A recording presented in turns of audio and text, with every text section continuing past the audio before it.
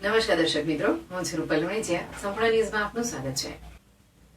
રાજ્ય સરકાર, ગુજરાત પવિત્ર યાત્રાધામ વિકાસ બોર્ડ તથા શ્રી આરાસુરી અંબાજી માતા દેવસ્થાન ટ્રસ્ટના સંયુક્ત ઉપક્રમે વિશ્વ પ્રસિદ્ધ યાત્રાધામ અને આદ્યશક્તિપીઠ અંબાજી ખાતે તારીખ 12 થી 16 ફેબ્રુઆરી 2024 દરમિયાન આયોજિત શ્રી એકાવન શક્તિપીઠ પરિક્રમા મહોત્સવના અંતિમ દિવસે મંત્રોત્સવ અને પુષ્પવૃષ્ટિ કાર્યક્રમ યોજાયો હતો.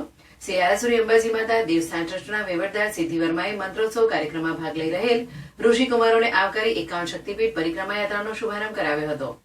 મંત્રોત્સવ કાર્યક્રમમાં અલગ અલગ સંસ્કૃત પાઠશાળાના 300 કરતા વધુ ઋષિકુમારોએ ભાગ લીધો હતો અને વૈદિક મંત્રોચ્ચાર દ્વારા એકાવન શક્તિપીઠ પ્રાંગણમાં દિવ્ય અનુભૂતિનો અહેસાસ માઈ ભક્તોને કરાવ્યો હતો. આ પ્રસંગે શક્તિપીઠ પરિક્રમામાં સહભાગી બની રહેલા ભાવિક શ્રદ્ધાળુઓ પર ડ્રોન દ્વારા પુષ્પવર્ષા કરવામાં આવતા સમગ્ર પરિસર ધર્મમય માહોલમાં એકાકાર બની જતા જય અંબેના જયનાથથી ગુંજી ઉઠ્યો હતો. એકાવન શક્તિપીઠ પરિક્રમા મહોત્સવના અંતિમ દિવસે સાંજે મંત્રાક્ષરી સ્પર્ધાનું પણ આયોજન કરવામાં આવ્યું હતું, જેમાં પ્રથમ, દ્વિતીય અને તૃતીય ક્રમે વિજેતા બનનાર સ્પર્ધકોને સન્માનિત કરવામાં આવશે.